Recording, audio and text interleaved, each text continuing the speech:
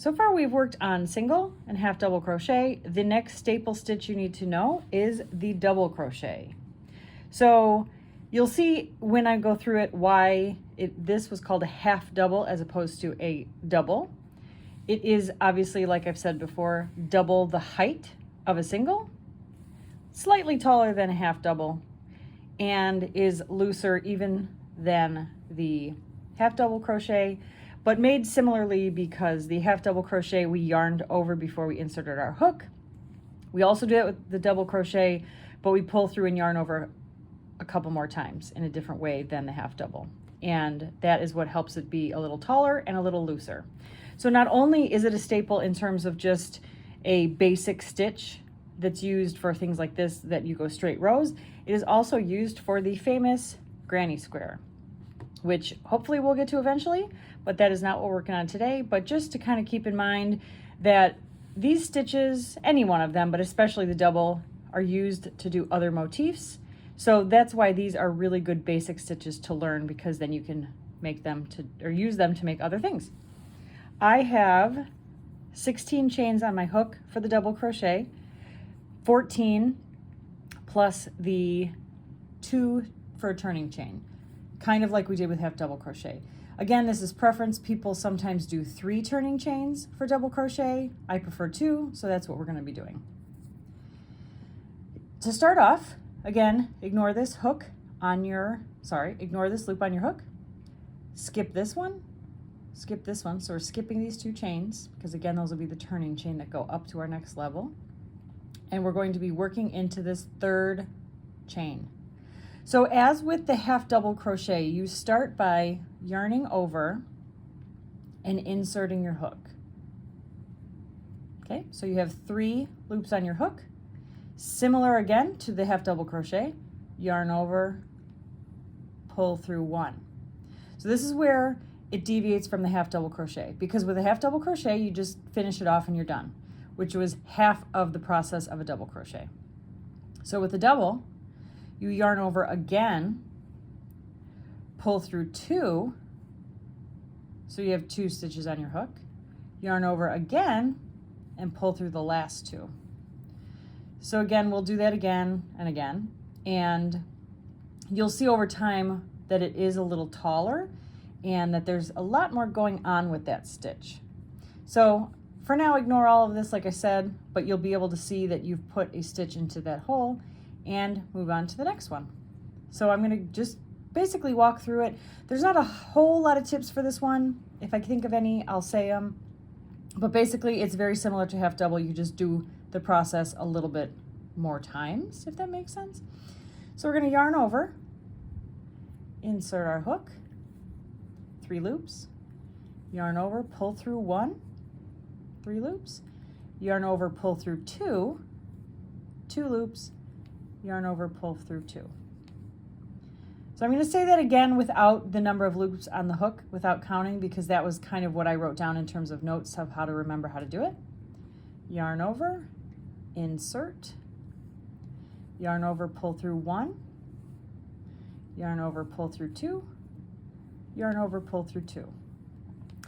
And with these basic stitches, the single, the half double, the double, for the most part, you will always just have this one last loop on your hook.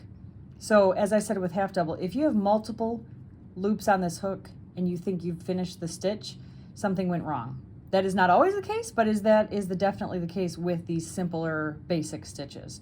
So again, if you yarn over, insert your hook, yarn over, pull through 1, yarn over, pull through 1, and then you yarn over, pull through 2, and you're like, uh-oh, what went wrong? Because I have 2 on my hook.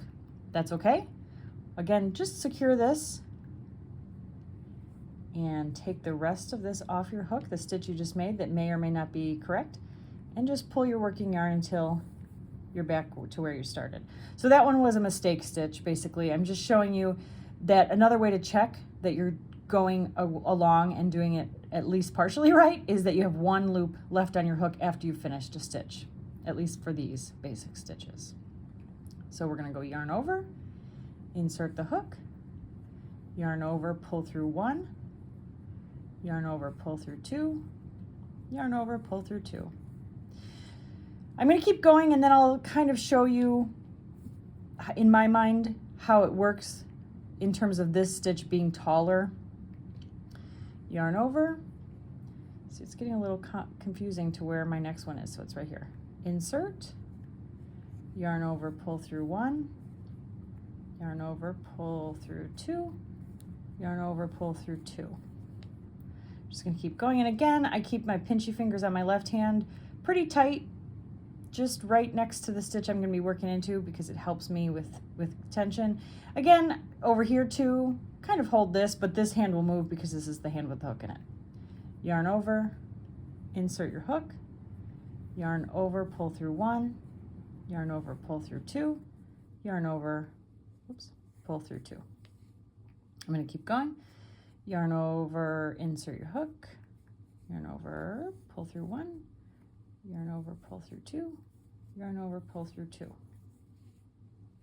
Yarn over, insert your hook, yarn over, pull through 1, yarn over, pull through 2, yarn over, pull through 2.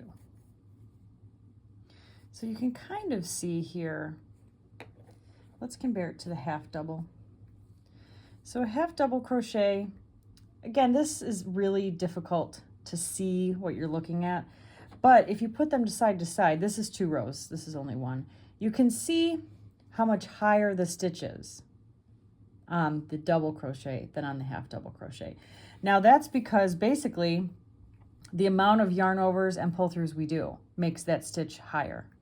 So again, we're going to go yarn over, insert, yarn over, pull through 1, yarn over, pull through 2, yarn over, pull through 2. Kind of like what I said with these being our little stairway on the side, it's almost like you're just building a tall stitch by yarning over and pulling through. So yarn over, insert hook, yarn over, pull through 1, yarn over, pull through 2, yarn over, pull through 2. And if none of that is helpful, don't worry about it. To me, I just kind of like to visualize it a little bit like that. I'm almost at the end here. I have 4 left. Yarn over, insert my hook. My hand placement's not great. Yarn over, pull through 1, yarn over, pull through 2, yarn over, pull through 2. So now I've got 3 chains left to work into. Yarn over, insert your hook, yarn over, pull through 1, yarn over, pull through 2, yarn over, pull through 2, yarn over, insert, yarn over, pull through 1, yarn over, pull through 2, yarn over, pull through 2.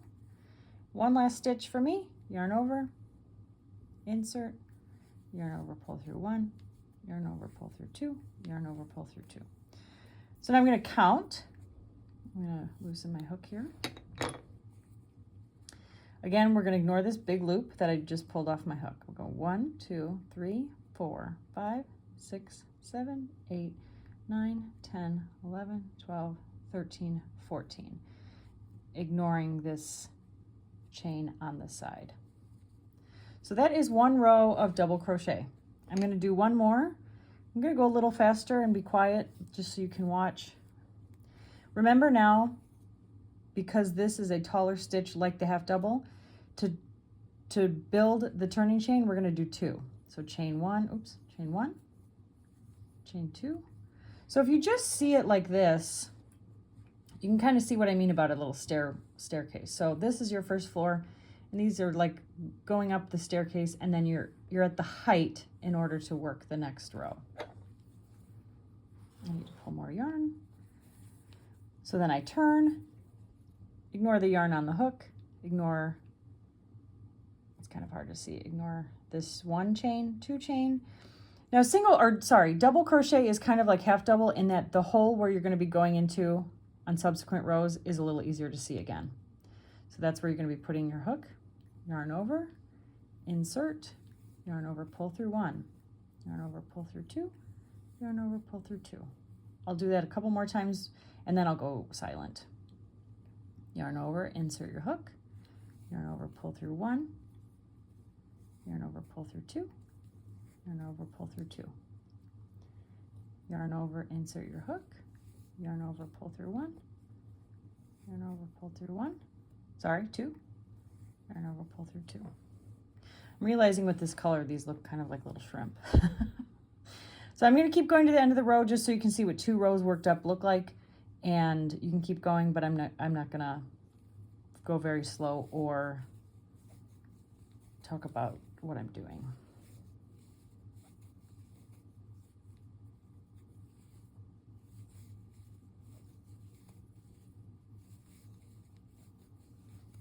Again, this is a stitch where you kind of want to keep everything loose. And I didn't talk about it with half double. I did with single. I lied. I said I wasn't going to talk, and I'm going to. When you yarn over and insert your hook, remember how we talked about kind of snugging your yarn up so that your hook is parallel to your work.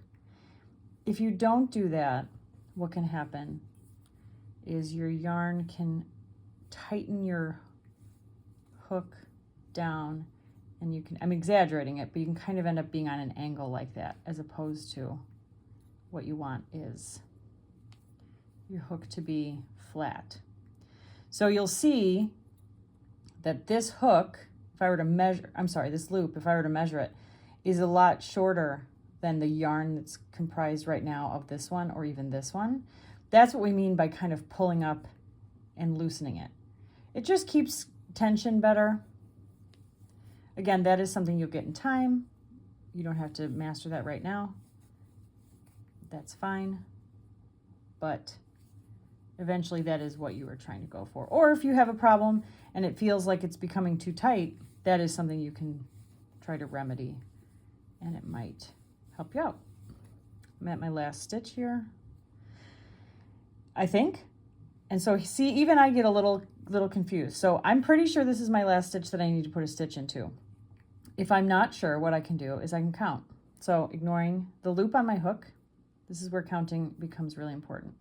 1, 2, 3, 4, 5, 6, 7, 8, 9, 10, 11, 12, 13. And this is my turning chain. So I can see that it looks like a stitch, this one here, because the top looks similar, but when you kind of pull it apart, it looks messy. It doesn't look as neat as an actual stitch does, which again, just you kind of figure out in time. So I do know, and you can also see that this is starting to stair step. So if I basically didn't put a stitch here and said, oh yeah, I'm good, this would continue maybe to be like a little stair step, which you don't want. You obviously want to fill in that gap with one more stitch. Yarn over, insert, yarn over, pull through 1, yarn over, pull through 2, yarn over, pull through 2. We've gotten this far, and I have realized that I have not told you how to fasten off your yarn, which is what it's called when you get to the end of however high you want this to be, which in our case would be about 4 inches. So what you do is you finish the last stitch and you chain 1, and instead of doing anything, you take your little scissors, leave a nice long tail, cut, and then just pull your hook through, and you can tighten that. It'll make a little knot. So now we basically have a knot here and a knot here, and so hopefully, barring anything really catastrophic happening, these won't come undone. Eventually these tails will have to be sewn in with a tapestry needle. We won't deal with that right now, but that is just the way you finish off your work.